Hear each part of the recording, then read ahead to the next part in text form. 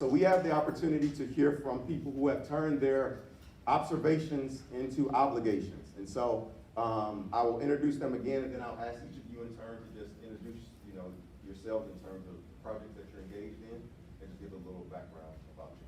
So again, we have Synthia Smith and Malika Hollinside, who are co-founders of Sisters of Nia. I'm Synthia Smith, and Malika is actually walking in the door any moment. She'll be here shortly. That's all good. Please give Synthia Smith a round of applause. And then we have Nicholas Haystings, who is the co-founder of Square Root Academy. Please give it up for Nicholas. And finally, we have Katie McCleary, who is the executive director of 916 Inc. Please give it up for Katie. So if you each could just give us a little overview of the community innovation work that you're currently involved in, and a little background about yourself and what brought you to the work that you're engaged in. I'll go first. Sorry, coming off of a cold, changing of the season, that whole thing. But anyways, Come a little closer. I come a little. The microphone. How about now? How about now? Can you guys hear back there? Can you hear me now? You know what? I'll just project. I can hit this there, right? Because we need it for that. I imagine so. Well, in the meantime, my name is Nicholas Haystings. I am executive director and co-founder of Square Root Academy. And our community-based innovation, as it was called, what we do is we provide transformative learning opportunities in the realm of STEM. So for those of you that know STEM, some of you might not know it, STEM is science, technology, engineering, and mathematics. So one thing that's unique about our program, I won't talk too much about it, but we actually, oh, this is nice. We actually make sure that we give them the real world application. We make sure that we go into their communities and show them what it's actually like, what it's like to practice STEM from a professional level. And we're all able to do that because I'd say about 75% of my staff has experience in the STEM realm professionally. Me personally, my degree is in mechanical engineering, graduated from Sac State, stingers up. See it. So graduated from here in mechanical engineering, spent a couple years in industry, mostly in the environmental engineering sector, and then just start the academy and keeping this thing rolling. So I'm Synthia Smith. I'm the founder of Sisters of Nia, which is a nonprofit organization designed to service middle school girls ages 11 to 14. And the purpose is to build self-esteem through teaching of their African history. We also spend a lot of time focusing on mother-daughter and father-daughter relationships. And our underlying purpose is just to motivate our girls to live their lives with a purpose. So we meet weekly with our girls for 2 hours each session. We have innovative, creative lessons that we bring to the girls.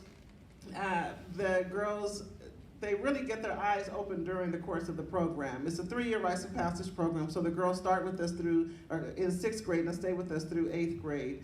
And we cover a multitude of topics. But one of the culminating activities is a rites of passage ceremony where the girls actually stand up and recite different things that they've learned throughout their years in the program. And in addition to that, we take the girls to Atlanta to visit different colleges, and also for kind of like a culminating trip to support the different things that they've learned about African history or in African American history. Our main purpose, once again, is to teach our girls to live their lives with a purpose, is to find that purpose, whatever that purpose is. And our real main goal is to have our curriculum out there and spread nationwide. And so thanks to the Reinvented competition, we're actually in the process of getting our curriculum published.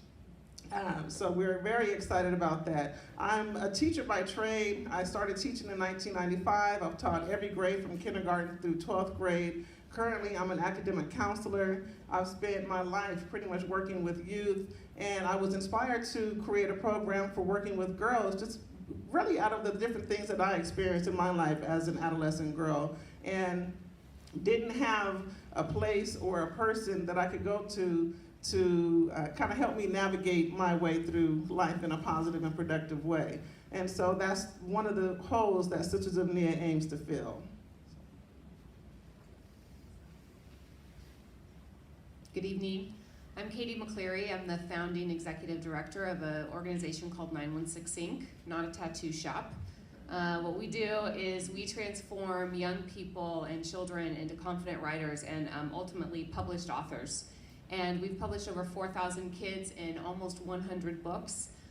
We take them through a writing process where they sit around a proverbial fire and they tell stories, because as humans we are natural story makers. It's how we create meaning in the world. So we give them that really safe space to find their tribe and to break down walls and to build empathy for one another. Primarily, we do work with mostly teenagers and middle school students. We work in the maximum security units at juvenile detention facility, work with a lot of homeless youth, foster youth, and primarily though, we're really entrenched in South Sacramento. We opened up a creative writing palace inside a school that was shut down. We opened that school that was shut down. It was really tumultuous, Maple Elementary off Fruit Ridge in Franklin, with La Familia Counseling Center and Fairy Tale Town. And so it's this real whimsical, imaginative, like Willy Wonka place where kids gather together and they write and they create. And one of the big tenets of our program is that we love your natural voice. We love your mother tongue. Everything you have is already in you. It's like Dorothy and her sense of home. You don't need anything else. And so you just need love, and we provide a lot of love. And one of the ways I think that we've really created a lot of more systemic change is that once you get a lot of youth writing and they're so confident in their voice and they know they have stories to share and tell, is how do we take that to a different level, to a policy level? So in a month we have a comic book, a beautifully illustrated, Marvel-inspired comic book about the history of South Sacramento, in particular racial and structural violence against those communities. So we were really able to teach young people from about 1920 forward, why is South Sacramento the way that it is, right? Due to redlining, racial profiling, and what sort of instances have happened throughout the decades since 1920 that adds to the continued oppression and impoverization of these areas of communities of color. And having young people tell that story and to go out and collect narratives from their family about it has been really positive. And we do work up at Folsom Prison, so love it. Thank you all. I'll also ask you all to respond to this question. So when you were first starting out, I imagine you had an idea of what you're currently doing now. Can you kind of walk us through an abridged version of how you went from the actual idea to the actual organization or actually doing what you're currently doing now? What was that process like? I just talked to a lot of people. I mean, everything is about relationships, especially in a city like Sacramento where you can still really embed yourself into the fabric of this city. We're not so large yet that there's a lot of exclusion. And so I am not a teacher by trade. I worked up in Del Paso Heights for 7 years, working at different high schools, running mentoring programs for at-risk youth, which I really hate that term. And basically, I was a writer, and I believed that everybody had a story to tell, and I knew how freeing it was. And so I just sort of say, like, let's start doing literacy through creative writing. And I got inspired by some other national nonprofits, but I wanted to make it work for this community and not be sort of I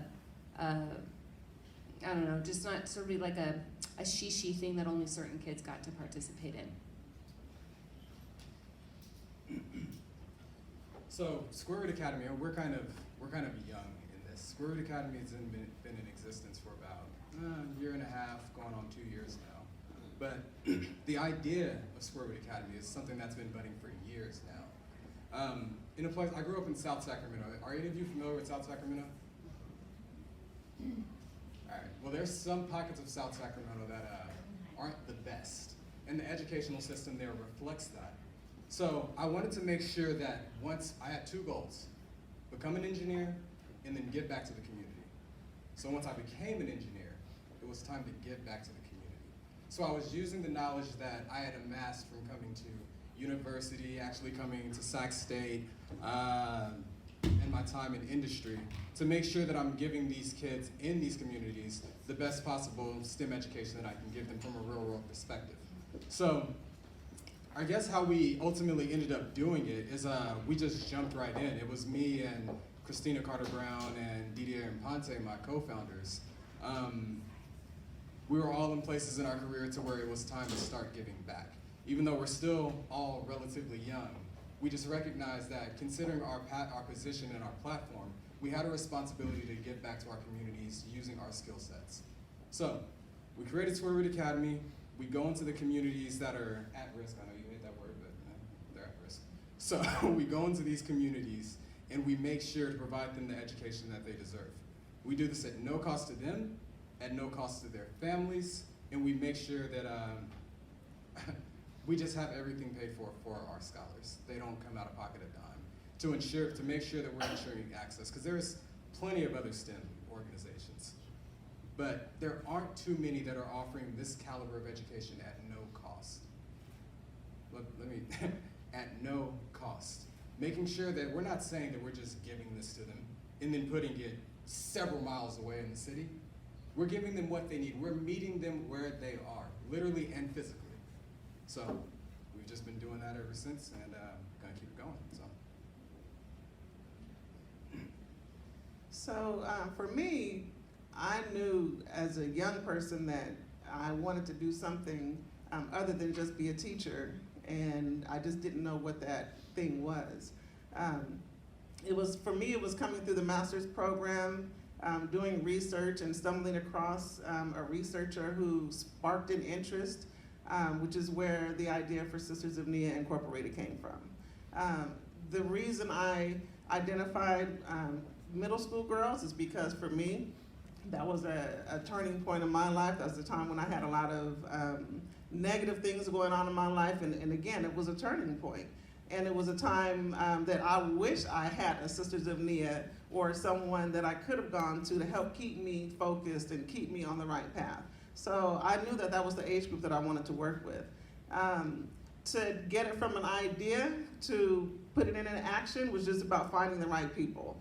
I had built a lot of relationships during my college years and beyond, and I just handpicked the people that I wanted to work with to start the board. I met Malika the first year, very soon after the idea was put on paper, and just looked across the room. She was actually we worked together. And I saw her and was like, she would be a good fit, and it's just been a natural partnership. We started the program in 2009, and we've been going strong ever since. Currently we have about 22 girls in the program, but we have probably 22 girls in college, a bunch of girls in high school that are alumni, and then again, like I said, 22 girls right now in our middle school program. So it's really about finding the right people to help you reach your goal. And that's what it was about for me, and making sure that I surrounded myself with positive people to help me make it happen. Malika, could you? Can you repeat just the question? Just Oh, yeah. I'm sorry, I'm late. You're perfectly fine. I just want you to first just give a little background information about you and what you do at Sisters of Nia. Okay. And then the second question was about how you went from the actual idea to putting it into action and what that process was like. Okay. Synthia spoke to it. So. Fantastic. Okay, well, I'm Malika Hollinside, recent grad of the EDD program here at Sac State. And I am made at State because I've also got my master's in bilingual and multicultural education from State, and also ethnic studies bachelor's from State. So I am local. I've, throughout the past 20 years of living in Sacramento, have been a part of different satellite groups of people who want to do something and people who wanted to make a change. I'm also a high school teacher, and I've been teaching in Sacramento for 14 years as well. But I think as educators in the system, we realize that something is missing. And it's something that's not academic. It's in addition to academics, because obviously there's a great need to support the academic success of disenfranchised groups. But something more than academics. And so throughout the past 20 years, I've been a part of groups that tried to organize a culture school on Saturdays, or we called it a freedom school, free program for where kids in the neighborhood can come and be supported through identity, through their culture, through their group identity, through community service and learning about history. And so I've been a part of many different groups, but this particular partnership was the one that actually had the right ingredients to make it work. And it's a very small collaboration. We've had a very small number of people who have served as our facilitators throughout the years, because we're doing this all on a volunteer level to this day. But it was the combination of the right people and the right timing that made Sisters of Nia grow to be as successful as it is right now. And we've stayed true to providing the niche, what is not being received from our babies in traditional school systems. This niche is something that is critical to their social and emotional and physical and cultural upbringing, and it also impacts their academic success as well. But I think that's what really drove me to do what I'm doing as a creative director. She's business and I'm crazy, so we do arts program, complete arts program, performing arts, dance, choir, acting, spoken word, poetry, history, and so every year I create a lot of different programs to bring to the kids, to expose them to the stage, and it has done wonders for their confidence and for their just ability to speak in front of others and be leaders. So that's how I became involved with Sisters of Nia. It's a little bit of magic is involved to have an organization that has the right people gel and that it serves the community with its true mission. Thank you. So with that, I think you're all doing amazing and phenomenal work here in Sacramento. My question is now, I guess, to what ends, right? So like, what legacy do you want to leave with the work that you're engaged in for our babies, for our communities, 30, 40, 50 years down the road? To what ends this community innovation work? Does that make sense?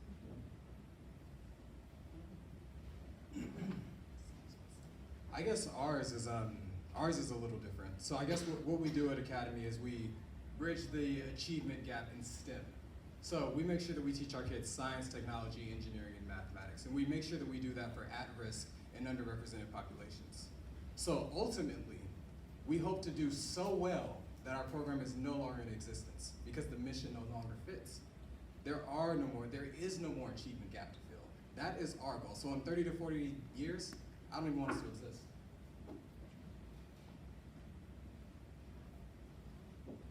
Well, I do want us to exist in 30 or 40 years.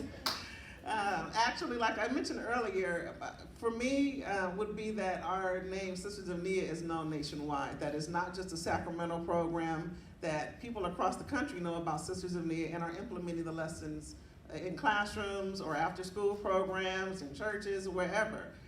But that people are actually using the program to help uplift the spirit of girls. I just feel like this program, and it stems and it spans across ethnicity.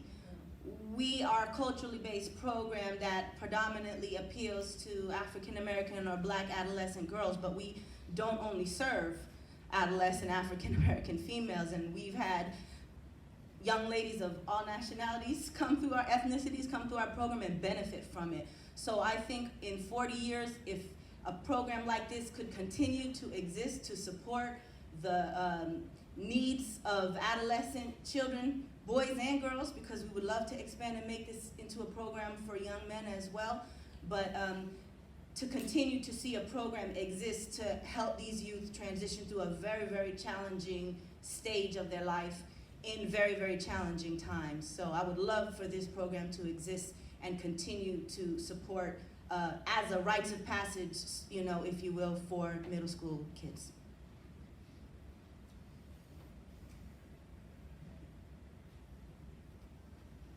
So I have a couple goals. I think that one is that ultimately we're adding voices of young people in disenfranchised populations to the canon of work that's out there already. I mean, they're telling stories that are really difficult to hear and to swallow, and they are honest and vulnerable, authentic and true.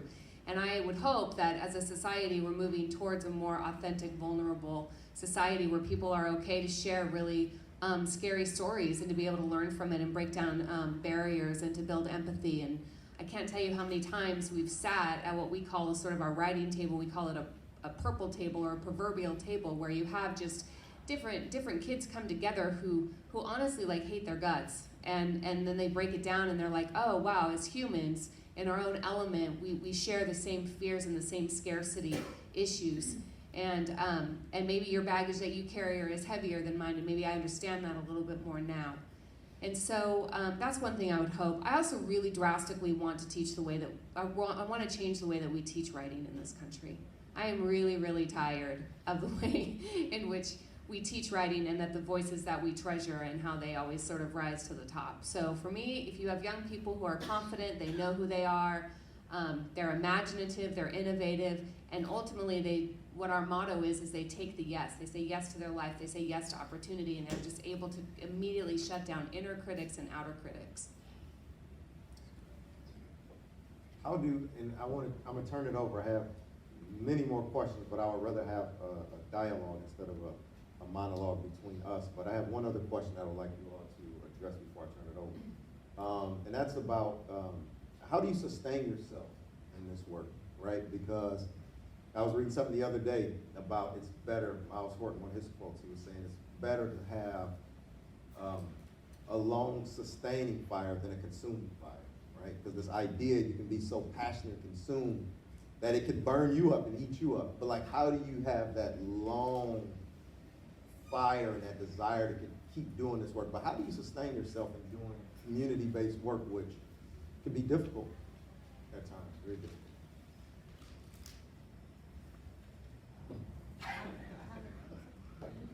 Yeah, I'll speak to it.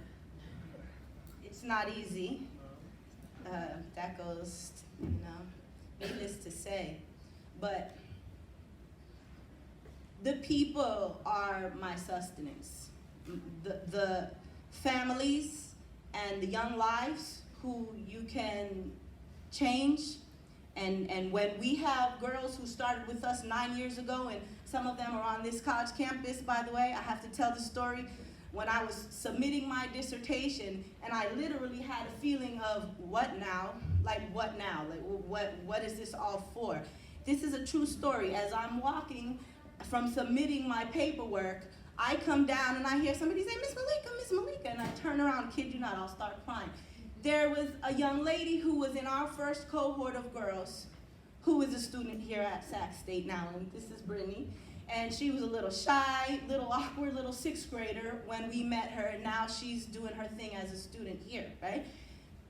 When you're tired, a success like that rejuvenates you. You know, when you're tired and we bring the community together, and we bring hundreds of people in Oak Park together for wonderful celebration of children and their talent and of their knowledge and wisdom. And the energy that the community gives back, that's the sustenance that keeps me going from year to year, and I think it rejuvenates us even when we are exhausted, because the needs of the community will wear you out. So there is a great deal of self-protection that you need to be involved in. You need to be healthy, and you need to know the ledge.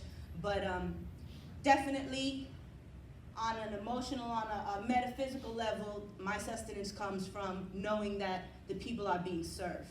Then my job is done, then I know I can keep going on a little bit more.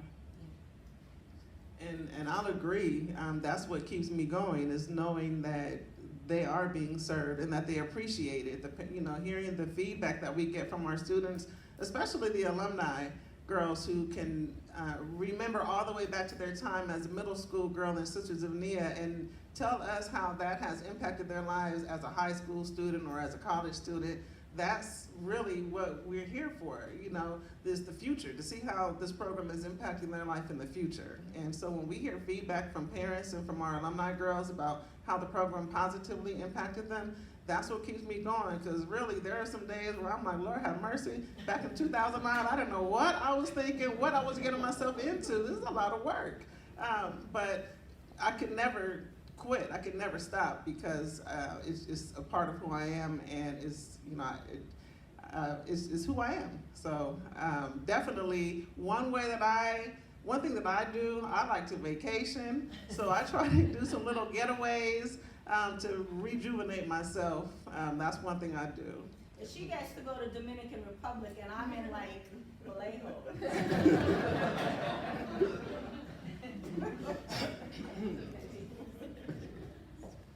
Sustaining. We're still working on that, me and my team. But honestly, I love the work that we do, so it's very easy to get up when you love the work that you're doing. So I get to get up, and honestly, a lot of the times when I'm doing these curriculums or when I'm with the students teaching them, it feels more like play sometimes. You know, whether it's teaching them how to code something, 3D model something, 3D print something. These are all things that I do on my free time. And now I get to do it as a career? Yeah, I think we're good. So there's sustaining from that point of being able to genuinely enjoy what I do, the actual work, and then the rewards that are shown in my scholars.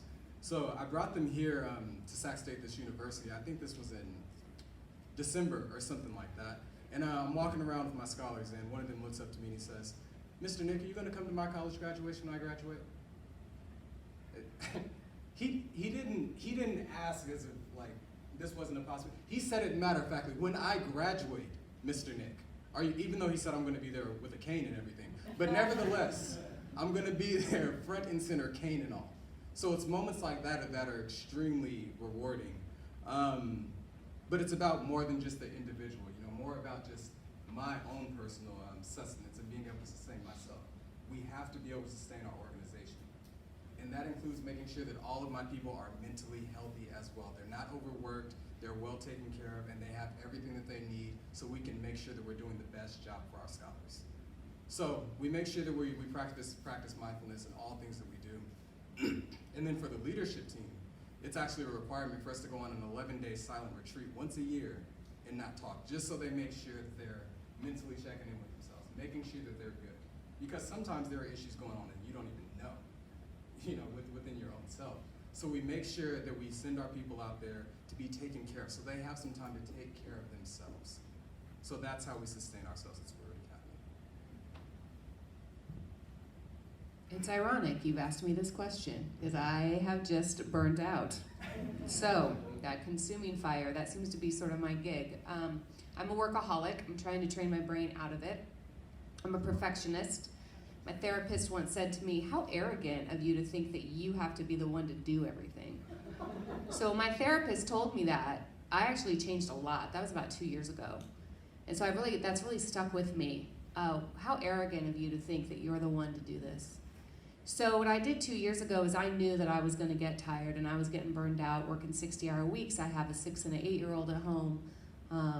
There's never enough money, there's never enough time. 916 Inc. blew up in the past 7 years overnight from $0 to like $750,000, 14 employees, serving like 2,500 kids a year. It was crazy. It's crazy. It is crazy. So one thing I did is I knew I was going to make an exit, and that actually would be really healthy for the organization for me to make an exit. And that was like the most difficult, painful decision I've ever made, and I sobbed for at least a good 4 months because it felt like something was dying. And it's not dying, it's just evolving, which all things evolve and change.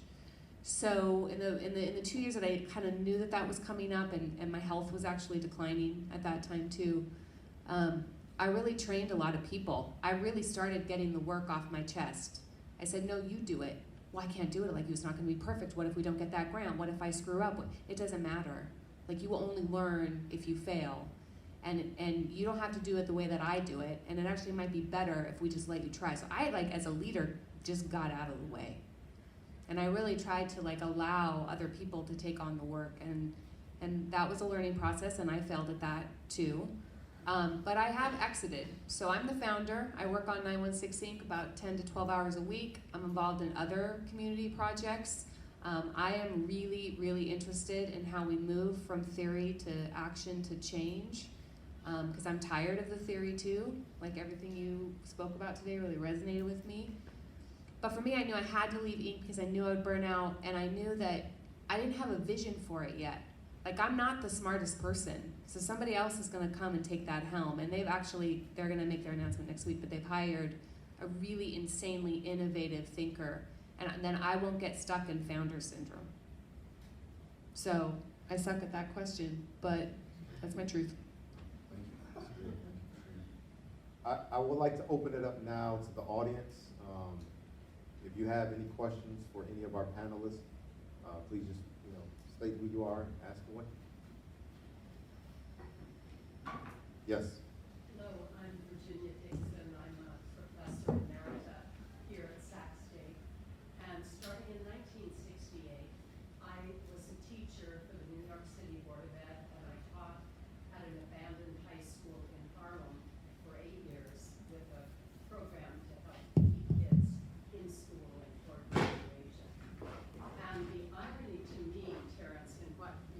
describing today is when you talk about my phrase, theory into practice. And I came to this university after 8 years as a teacher, 17 years as a school administrator, a high school principal, on and on. And I was often the first female on the superintendent's cabinet in 100 years or more in these different school districts. So it was pretty heavy going at times because the work was tough, but the symbolic part of the work was even tougher. And when I came to Sac State after 25 years of working in K-12 public schools, I used to hear in the K-12 meetings with the superintendent's cabinet, Dixon, you're such a pain in the neck, or something else, because you always want to collect data. You're always trying to find out about these things we're doing. And when I came to this university in the Department of Educational Leadership and Policy Studies, the first 3 years of my existence here, what I heard was, for crying out loud, you're such a pain. You just want all of this school-based input. We work in theory and real research here. And my colleagues said that to me. And I'm looking at this department and this College of Ed, and I'm thinking, I think I must be the perfect fit both places, because neither place thinks I'm okay. But I'm the ultimate theory into practice person. And I just commend you all for that consistency of your effort. And then to know, for me, like the Dominican Republic, when I heard the jet engines going, I knew it was okay to relax. Because mostly I was putting in 60 hours a week, no matter what job I was working or which school district I was in. So thank you all so much for what you do. Thank you. I guess I can ask a question. We are always talking about outcomes and test scores and evaluation. You know, I was trained as a policy analyst. What do you think are the ultimate outcomes of what you do? Do you think it necessarily has to be reflected in test scores, or are there other things that are important to you in terms of measuring student success? I'll take it first. So I teach high school right now. I actually teach, if you can believe this, 8th grade, 9th grade, 10th grade, 11th grade, and 12th grade. Well, thank you. It's a little crazy. But yes, so as a high school teacher here in Sacramento, obviously, you know, now here comes the inundation of SBAC and CASP testing and brand new regime of testing, onslaught of testing. But I still work with babies from Oak Park, from Meadowview, from Del Paso, from a variety of different areas. And let me tell you, you know, the success, I don't even pay attention. Is there anybody here from my organization? Okay, anybody here from PCI? I don't, you know, obviously, I want to help produce young people who are able to write well and comprehend well and cite text well and be able to understand mathematics on a higher level, because we do want to push our young brothers and sisters towards STEM careers. So all of that is definitely important. But what you can't measure is the spirit. What you can't measure, this is what is void from the American educational system, and for various reasons. But spirit is what I know our kids in these neighborhoods need, what all kids need. So, but it's not taught. Where is the curriculum on how to help a young person who has gone through trauma and poverty and dysfunction? How do you help that child overcome those things? It's not measured by the SBAC scores that they're going to take at the end of the year. And so I think what we're able to gauge, particularly because we work with such populations and see them grow, we see young girls from 6th grade to 12th grade and beyond. So we see the whole process of their life, and we see an evolution. And so that, an evolution, that means that, are they confident in themselves? Do they feel confident in this world that they live in? Do they have knowledge of their history culturally? Do they have knowledge of the history of the land that they live in? Are they prepared to be a leader in the new generation? Can they identify problems and can they solve problems, okay? These are things that are not measurable by, citing a piece of literature necessarily. It is important. I'm an English teacher. Of course it's important to know these things. But the measure of spirit is our success, right? All of these things that aren't on the test. How confident does a child feel? How happy is that child? How secure is that child with his or her identity and their culture and the crazy world that we live in? And how ready are they to take on the problems of the world and know that they're supported by a family and by a community? Those things are hard to measure, but we gauge them, just not on a test.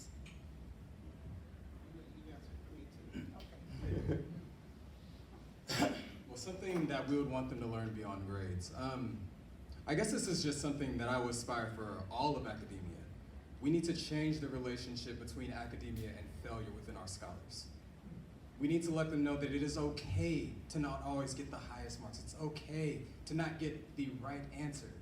Because to some questions, there are numerous correct answers. And you're only going to discover that through trial and, most importantly, error. We need to make sure that our scholars all know that it is okay to make mistakes, because that is where the greatest growth and learning truly happens. All right, I'll read a poem by Tania Lozano. I leave here with a newly discovered talent, creative pieces to a puzzle I never knew were there. Now it's my way of expression. The ink on the paper is like my tears on the tissue or my contagious happiness in the air. I tell my journal everything.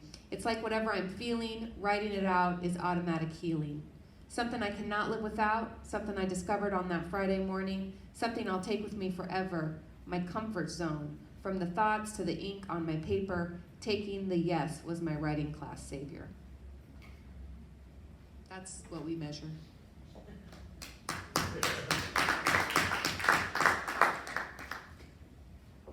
Hello everyone, my name is Teresa Reid and I'm a student here at Sac State. I'm in the Doctorate in Educational Leadership program. I'm really glad that you all are here. I'm getting a lot of great information. I actually also co-founded a nonprofit several years ago called St. Neil Foundation, Inc. And we do financial literacy skills. We teach that for young people ages 14 to 18 and up to 21 for foster youth. And it just came to my realization that people in the community that I came from have issues around money. They're not always taught the best way to handle their money, how to make money, and then once they get it, also how to save for the future. It's like they're just living for the day in a lot of instances. So Dr. Green mentioned earlier about inequitable school gaps and teacher training gaps. Well, I think sometimes in our community there's also this humanity gap. So my question is for anyone in the panel that wants to answer the question, how can people of color and other low socioeconomic people be seen as a human being worth supporting so that someone like me and someone like you, because I'm planning on spending my entire life working my program so that what the students actually need, they can get it in their community, they can get it at school, they can get it like other people get what they need. So repeat it then, about the question about seeing people through Okay. human eyes. Yes. So I think there's a humanity gap. For example, the police sometimes they react in certain ways with, like a young man with a toy gun. There is no like seeing that person. A lot of times our children, even though we may be 9 or 10, the perception is we're 13 or 14 and we're to be feared a lot of times. So I just am wondering, what can we do as a people, a person of color, to be seen as a human being like everyone else in society? I'll try it. I'll try it. I've been through a lot of these people's classes in here, so. I'm getting a little flashbacks. Okay. I think we could look at the world right now and realize that too many people have lost their humanity. They're dehumanized. It's rampant. But I feel that young people, and that's where I always have to go to because that's who I serve at the moment. We do work with parents as well. It's about education, right? But it is about awakening people to what is the difference between a person who still has their humanity intact and who doesn't. There's a difference, but we don't know. Our brains are often too just compounded with all of, just survival that we don't really have the time to contemplate these esoteric kind of notions. But teaching the young people, what is humanism? What does it mean? What are the qualities of a good human? Is that taught in school? You don't really find that in the curriculum too much. You might find it in themes here and there, maybe. But so teaching, teaching the young people so that they can identify what are signs of humanity and how can I nurture those qualities in myself so that when I grow up, I will have my humanity intact. But also teaching them what does it mean to be dehumanized? What are dehumanized people capable of? It's all around them, right? But they have to understand that why this is happening. So to give them an understanding of why society is the way it is, why the world, history, all of it has happened. To me, it always goes back to education, teaching the young people, and through the young people, we always tell them, go back and tell your parents too, and then each one teach one. But it sounds like a great idea for a college course.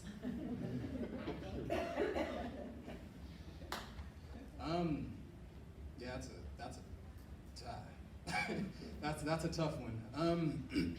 But I agree with what was said earlier with Malika. I agree with what Malika said. It starts with education. You have to expose to the students and these scholars and these kids, just let them know early that it's okay to be different. It's okay to embrace other cultures. It's okay for this thing to exist, and then you still exist over here. It's okay, you're not a threat to one another. So, the way that we kind of do it, we designed a makerspace in South Sacramento recently. Beautiful, the wall, my favorite wall, it has a bunch of kind of STEM related things in there that kind of represent our culture, like imagination, design, innovate, create, build, things like that. But we have it in several different languages for everyone to see. Spanish, Arabic, English, I think Hmong, and many others. So now it can open the dialogue. Hey, what does that say? What is that language? What's that language? Oh, they do STEM too? So we're not that different. So it just starts with making sure that we expose them in whatever medium that we have accessible to us. STEM is my platform, so that's what we use. The container that we build as educators, community leaders, nonprofits, whatever, you're building that container, and that container has got to first and foremost include safety. And so how you build safety is by being honest, authentic, vulnerable. You show up consistently. And then we're echoing for, students how to treat each other with respect. And so through storytelling, I have sat in hundreds and hundreds and hundreds of circles from 4 people to 60 people, and you're telling 4 to 7 minute stories that are true and authentic after you build that container of safety. And you just cannot deny someone's humanity when you have heard their story. I think for young people, one of the things we do at 916 is we actually treat everything like fiction, and we know it's not fiction. So we give some sort of narrative space to begin to see each other and ourselves as characters. And I think one important thing that we sort of teach is it comes out is when we present that young person with their author contract after 4 sessions, 6 sessions, 8 sessions, my preference is at 12 sessions, you are an author now. And you're going to sign this author contract. And who do you want to be out in the world? This is your moment to define who you are in a book that's going to sit in the library, that's going to sit on your bookshelf, that you're going to take to employers, you're going to be proud of. And that's when we can have a conversation also about code switching. And that's been one of the most powerful conversations that we've ever had with our young people about who am I and what are the different masks that I wear and how do I operate in different modes and different modalities. And because they have been practicing fiction and seeing their life as a narrative, which we are all living our own narrative, we are all on our own hero's journey, and what you might think is real is not real. You live a fiction every single day. And so I think this is one of the really kind of crazy concepts that we teach them, because that is ultimately how they're building empathy. I don't have to just be the hero. I don't have to just be the villain. I can do this and that and this and that. And what journey am I on? And that it's circular and it's just going to keep happening. So when they actually put their name in the book and they see their plate in there and they see their name, I just see them stand so much taller and so much prouder. I mean, something really solidifies them as a person. And I've just seen countless barriers break down amongst students and people and humans who, like, they do not get along. But when we are in that writing space, we are a tribe. And then that affects as a ripple to everything else. I also wonder too, I know you got a question. I think that's a profound question. So I think even before we get to the question of how do we humanize folks who have been dehumanized, is that we have to grapple with the question is, what does it mean to be human, right? And in grappling with the question of what does it mean to be human, we have to come to grips with, since 1619, black bodies were predicated on being subhuman. Indigenous people, their bodies were predicated on being subhuman, that this structure was built on the commodity of black and brown bodies, right? Anti-blackness. So to grapple with that question of what does it mean to be human, I think has to precede how do we start to humanize again. But I think it's that question, is grappling with that question in teacher preparation programs and principal preparation programs and community-based programs, is grappling with that idea and then moving beyond this notion of just diversity, because diversity inherently means different, and then you have to ask the question, different from whom? So if you're different from whom, like who is that norm, right? And so really troubling what that is, but really going back to that notion of what does it mean to be human, to be humanized. So yeah, I know you had a question back there. Yeah, so I have like a logistics question. It might be for Synthia and Malika. I'm a public school teacher, going to be a counselor, and I mean, all of our funds are tied to LCAP, and the performance and the programs I've tried to be a part of are like mentors, like starting these volunteer mentor programs, just to help students just get through. But I feel so stifled by the ties of, I guess, money and from the district. And I was just curious if you have, I mean, because you're still a teacher, still a counselor, like, is there anything you've been able to do, especially with LCAP and the funding, to kind of get more within the school day, or has it pretty much been like all after school? And if that makes sense, just some tips. Okay, so we're gonna ask all three questions because we're running at the end, and then you guys can respond to them, and then we'll wrap. Okay? Okay, yeah. So that's one question. Congratulations again to our panelists. It's so great to see our local Sacramento people. My question is to Terrence, and it's very, very specific, so hopefully it's not too far out of left field, but I would just love for us to hear a little bit more about the community schools experience and the work that you're doing, working with parents to think about hopes and dreams for their students. I think we have you here, and it'd be really great to hear a little bit more about that experience that you introduced briefly in your slideshow. Hi, I'm Isabel Costa, and I'm also a student in the EDD program here. I am also an administrator in the Del Paso Heights community, and so I know that what you are doing in our schools is really important. You're planting a seed, you're putting in information, and then they're gonna go out and continue to do that. But my question to you is, do any of you feel that your organization needs to have, needs to begin to have an influence in education policy? Like, do you feel that that's an area that you also need to be able to begin to fight for? Because I really like Nick's comment about no longer having to exist, right? So because that means all of a sudden that equity's in place, right? But for us to get there, we have to do a little bit more than just planting our seeds. We have to make a great changes as well. So do you see any of your organizations moving that way? I have one more to toss in. So we have LCAPs, community schools, getting into public policy and broader implementation. Hello guys, so my name is Bear, and I'm currently working on opening up a nonprofit public benefit clothing manufacturing company called Jesus Tees, and part of what I'm trying to do amongst my many other plans is reinforce our educational systems and open up new schools with different curriculums, as you guys have mentioned. And so my question would be, as my career as a student, I go to Sac State and I'm an entrepreneur student. And since my career as a student in elementary school, I've found that they never encourage you, or have not even been brought to the table, that giving you the option that you can be a leader, you can be an owner, you can give people jobs. They just feed you that you need to go through all these things, to jump through all these hoops, go to college so you can work for someone else. And which has driven me to choose what I have chosen to pursue at Sac State, which is my entrepreneur major. And as my philosophy is, I think, as you guys have mentioned, testing is very outdated.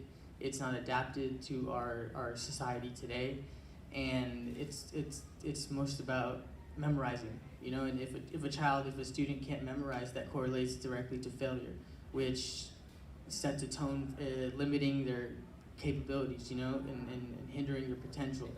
So my question is, for you guys, how could I go about securing funding or support for, how can you say, going against the social norm of creating a new curriculum of teaching students and starting a new generation of learning? Okay, you've got your plate full. Question,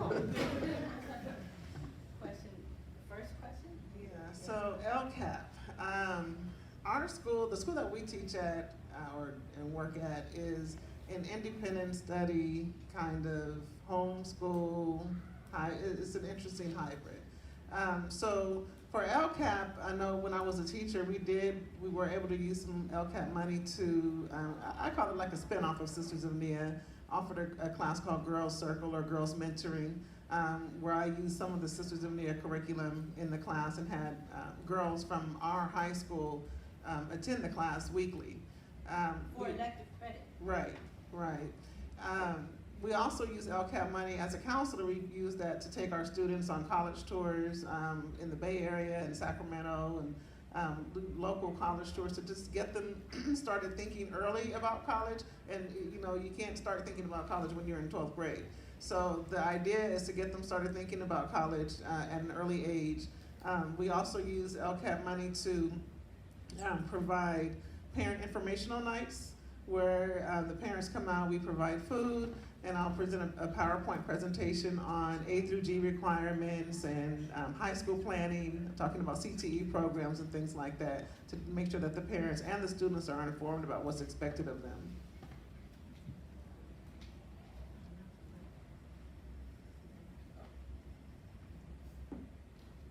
It's about injecting it where you can, I would just say. You know, as far as, we don't work with a lot of money, but we do have a wealth of resources at our fingertips at any given time to supplement lessons.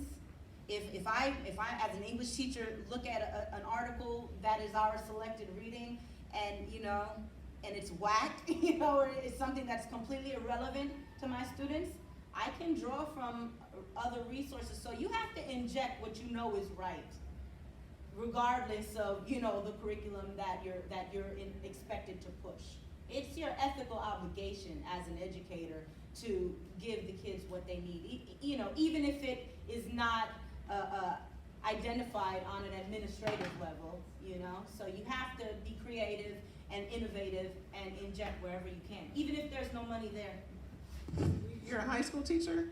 I actually just moved to elementary school. Oh.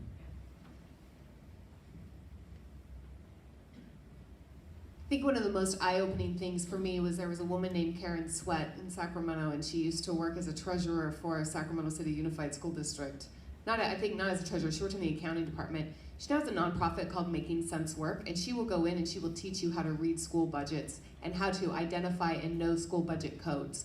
Because in my experience, the majority of administrators and or teachers, but primarily principals, actually don't really know how to read their budget, because school districts have no investment in teaching them how to read their budget, because then it can all be rolled back into the general fund. And those principals, like at McCleary, they know how to read their budget, and guess what? They're overspending their budget because they know that at one point the principal at Hiram was not spending any money, because at some point he thought he was going to get kudos for not spending money and saving the district money. So read your budgets. And so when I would go to a principal, I would bring their budget with them and say, oh, look, you have it right here. It is your money to spend. It is not the district's.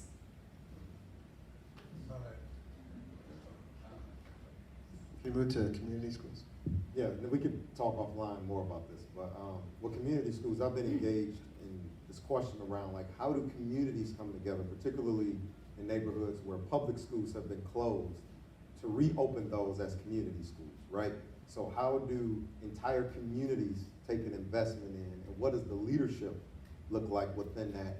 How does that play out? What actions do they take? What's like the theory of process, right? So is the one thing to protest, but then, all right, after you've protested, now what? So, right, what does that theory of process look like? So that's the work I've been engaged in, but also at the same time, like, how and what ways does the community become more equitable, right? Beyond just the numeric quantitative values of we've increased this, or, so those are like the types of questions that I've been interested in. But then thinking about now, what does this look like practically for a school leader going into a context? How do they get a frame of reference to engage in this work? So more recently been engaged in doing some work around community-based equity audits with principals, and the word audit is not like an evaluation term, but the etymology is to hear, to listen, right? So going back to that idea I was talking about of being humble. So been interested in that and happy to talk more about it. Now starting to look at gentrification and the impacts it's having on Black and brown communities in Detroit, Portland, and in Austin. And how communities more so, particularly school communities, are responding to those impacts, right? So. Question about implementation of public policy. So I think it's really, really difficult for nonprofit leaders, community-based organizations, all volunteer groups to get involved in policy, but it's absolutely necessary. I think it's really hard because you're in the trenches every single day, working 60-hour weeks, putting out fires, dealing with programs, volunteers who don't show up. So it's really hard for us to be in that space because there's not a lot of funders who provide the money in which we can go and dedicate huge chunks of time to incubators and hacking out problems and showing up at the Capitol. And so now that 916, I think there's a point for a lot of nonprofits, and I hope so, that they dial in, right? That you build this like structure and you dial in, and that new leaders come in. And so when I've exited 916, because I know it's dialed in, I'll always be that founder. It's like a mother having a child, right? Like I'm never gonna abandon it. But I feel a very deep obligation in this next iteration of whatever my career or my passion or whatever is, to start heading more to the Capitol and to really start speaking, and then to start bringing young people to the Capitol too, and to be able to coach them, right, about what do you want and how do you get what you want, and do you know the history to kind of back it up, which is kind of like why we did our comic thing. Yeah, so I feel a deep obligation to that. I just think it's really, really, really hard for just your everyday, community change maker to get into that space and sphere. I would like to speak to that.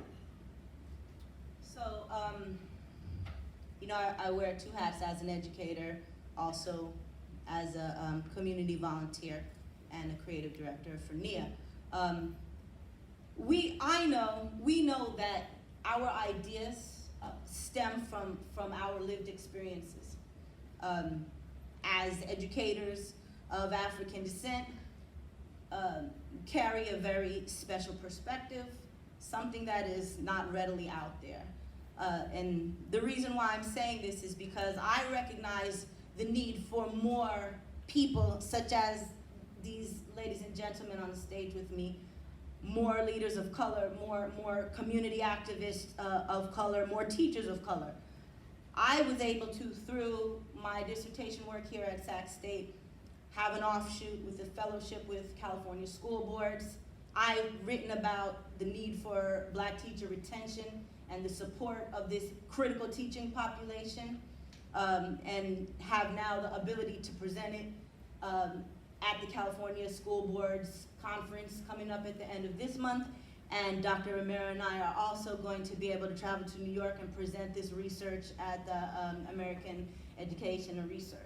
So I feel like, you know, there is a way to publish your writing, your whatever your issue is, get it out there for people to take attention to, and hopefully be able to expose whatever your concern is to a larger population.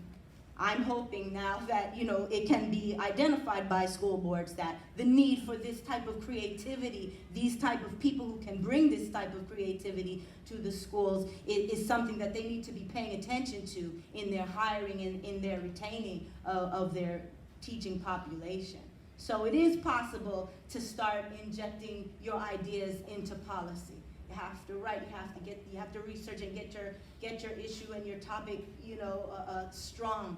Get your problems, you know, to whatever your issues that you're standing for, you know, make sure it's strong, write about it, publish it, and then see who you can influence on a higher level. Final question about innovative curriculum.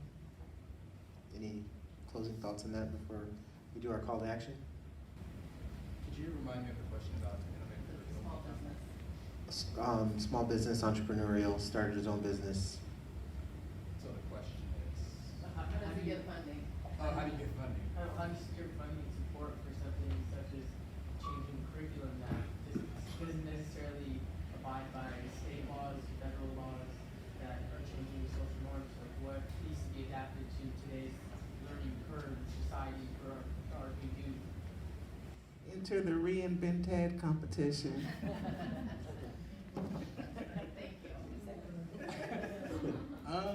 Well, yes, Reinvent Ed competition.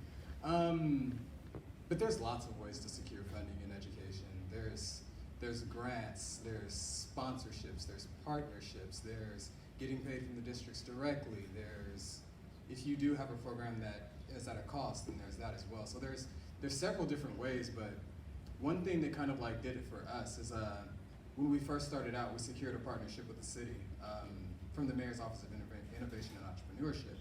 And none of us had written grants before. None of us knew what we were doing, but we had a passion and we understood the problem that we were trying to solve, and we wrote to that. We stuck to our bread and butter, and because of that, we got funded and continue to get funded.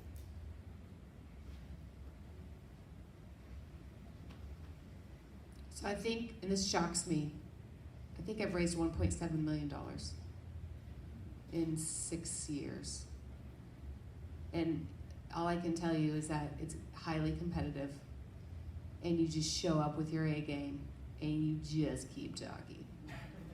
And you've got to be fearless, and you will be rejected 1,000,000 times over. And you have to create a really healthy financial pie chart for your organization so that you're not too reliant on one source. So you are going to do grants, sponsorships, fee-for-service, charitable donations. You're going to do all of it. I think that social entrepreneurism is probably where the nonprofit field is heading. Sacramento does not have a lot of funders. It's highly competitive. And you know, for the first 3 years of 916 Inc., I didn't take a paycheck. And there's like tons of nonprofits that I know of still that like they don't take paychecks. So I think that you just got to do, and just keep showing up and proving your worth, and know that no one's going to hand you a check for, you know, $100,000 and say, wow, that's so great, go and do it. It's just not going to happen. Like, sorry, but you can get there. You know, it's just you're in it for the long road. Yeah. There's no magic bullet. I'm sorry. So I just want to make a couple quick comments, then I'll thank the panelists, and then we'll go into the charge. It's a small but mighty crowd. Very few people have left, so I think that's really a tribute to the really interesting and important work that each of you are doing. So first on the LCAPs, I think how many of you know what an LCAP is? A few of you, about half of you. So it's important to know that we have a community-based approach to accountability and funding in this state. And so every district and every school has a strategic approach that has monies that goes with it. And so it's important to be involved with your school, because if there are really good ideas that address the needs of at-risk kids, foster kids, and of immigrant kids, there are monies at the school level and at the district level to implement those programs, in theory. It really just depends district to district, right? In terms of the public policy piece, I think it's very important that you get connected with the hallways of power in Sacramento. One of the ways you can do that is through the NAACP. The organization has connections across the state and in the Capitol, and I think for these kinds of ideas, you should have those conversations with NAACP, with public advocates, with these other civil rights organizations, because their interests clearly align with the social entrepreneurship that you good folks are doing. And then finally, one quick plug. About 4 years ago, we did a special issue in the Journal of Urban Education, and Dr. Green actually wrote a piece with Mark Gooden about community schools. So I would point you to that special issue. There's several other articles about community-based reform and entrepreneurship in that special issue of urban education. And actually, if you send me an email, because it's probably behind a paywall somewhere, if you send me an email, I'll send you the PDF with all the articles in it too. So I just want to thank each of the panelists. Let's give them a round of applause.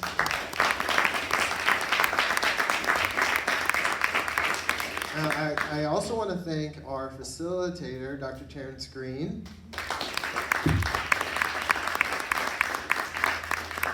Wouldn't he look good in gold and green?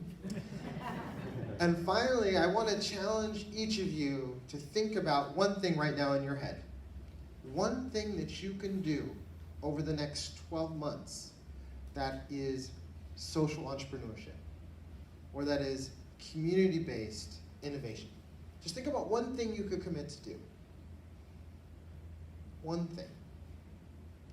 Now raise your hand. How many of you have come up with one thing you can commit to do between now and next year this time? Okay, some of you. And for others of you, this is something you can think about when you're in the shower this next week, right?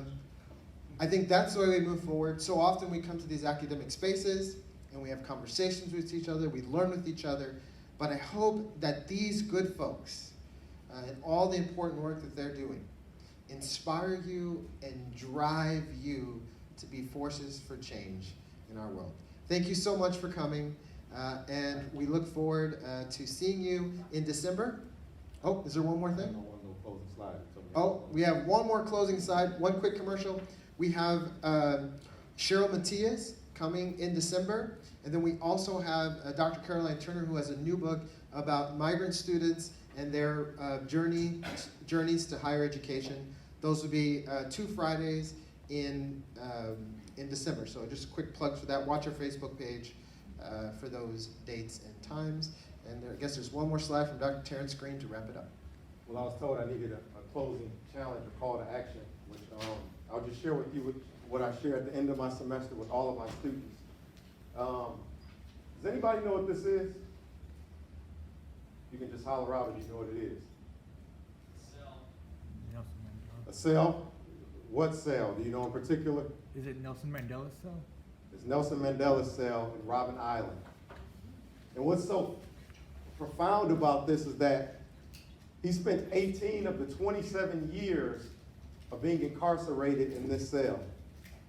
And he could only get a 30-minute conversation one time a year and one letter once a year.